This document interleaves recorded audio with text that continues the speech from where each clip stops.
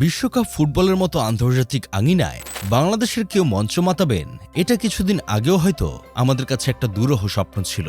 কিন্তু সেই স্বপ্নকে বাস্তবে রূপ দিয়ে বিশ্বমঞ্চে ইতিহাস গড়লেন সিলেট অঞ্চলের সন্তান, বাংলাদেশি বংশোদ্ভূত জনপ্রিয় মিউজিক কম্পোজার ও ডিজে সঞ্জয় দেব। কানাডায় আয়োজিত ফিফা বিশ্বকাপের জমকালো উদ্বোধনী মঞ্চে তার পারফরমেন্স শুধু দর্শকদের মুগ্ধই করেনি, বরং প্রতিটি বাঙালির বুক গর্বে ভরিয়ে দিয়েছে। মাঠে হয়তো বাংলাদেশের 11 জন ফুটবলার খেলছেন না, কিন্তু সঞ্জয়ের মাধ্যমে লাল সবুজের হৃদস্পন্দন ঠিকই উপস্থিত ছিল সেই ঐতিহাসিক মঞ্চে। শুক্রবার কানাডায় অনুষ্ঠিত এই আসরে বলিউড তারকা নুরা ফাতেহি ও ফরাসি পপ শিল্পী ভেজি ড্রিমের সঙ্গে সিরসির গান পরিবেশন করেন তিনি। আমি অবিবাহিত পোলা। নুরা ফাতেহিকে দেখলে বুকের মধ্যে চিনচিন ব্যথা করে, কিন্তু সঞ্জয়ের হাতে যখন নিজের দেশের পতাকার ডিজাইন দেখলাম তখন আর নুরা ফাতেহির দিকে নজর যায় নাই। সঞ্জয়ের জন্ম সিলেটে হলেও পরবর্তীতে তিনি মার্কিন যুক্তরাষ্ট্রে বড় হন। পশ্চিমা সংস্কৃতির মাঝে বেড়ে উঠলেও নিজের ভেতরে বাংলাদেশি সত্তা আর শিকড়কে তিনি কখনোই ভুলে যাননি। বিশ্বজুড়ে মিউজিক কম্পোজার হিসেবে নিজের শক্ত অবস্থান তৈরি করার পাশাপাশি বারবার তিনি প্রকাশ করেছেন নিজের দেশের প্রতি ভালোবাসা। ক্রিকেটের প্রতি অগাধ টান থেকে 2025 সালে বাংলাদেশ প্রিমিয়ার লিগের অফিসিয়াল থিম সংটি কম্পোজ করেছিলেন তিনি।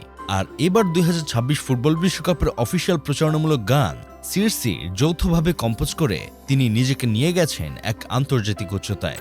ফিফা বিশ্বকাপের উদ্বোধনী অনুষ্ঠানের মূল আকর্ষণ ছিল সঞ্জয়ের অসাধারণ পারফরমেন্স, তবে তার চেয়েও বেশি নজর কেড়েছে তার স্লিভ বা পোশাকের ডিজাইন। নিজের কাঁধে পুরো দেশকে প্রতিনিধিত্ব করার এক অলিখিত দায়িত্ব যেন তুলে নিয়েছিলেন এই তরুণ। তার বিশেষ আউটফিটটি এমনভাবে ডিজাইন করা হয়েছিল যা দেখলেই বোঝা যায় এর পেছনের মূল অনুপ্রেরণা বাংলাদেশ।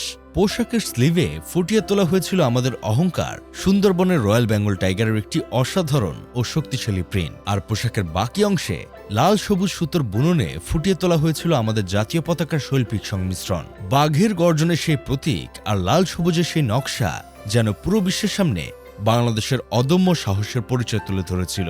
মঞ্চে পারফর্ম করার সময় সঞ্জয় শুধু গান নিয়েই মেতেছিলেন না, তার প্রতিটি অঙ্গভঙ্গি, প্রতিটি উপস্থাপনায় ফুটে উঠেছিল বাংলাদেশের প্রতিনিধিত্ব করার তীব্র আকাঙ্ক্ষা ও গর্ব।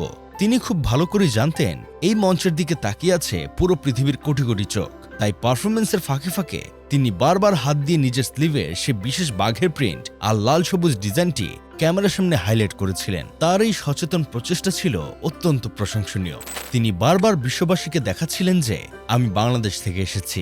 মানুষের নজর যখন বারবার তার পোশাকের দিকে যাচ্ছিল তখন স্বাভাবিকভাবেই বিশ্ববাসীর মনে এই ডিজাইন ও এর পেছনের দেশটিকে নিয়ে দারুণ আগ্রহ তৈরি হচ্ছিল। আন্তর্জাতিক মিডিয়া এবং দর্শকদের মনে বাংলাদেশ সম্পর্কে জানার এই কৌতূহল তৈরি করতে পারাটাই ছিল সঞ্জয়ের সবচেয়ে বড় সার্থকতা।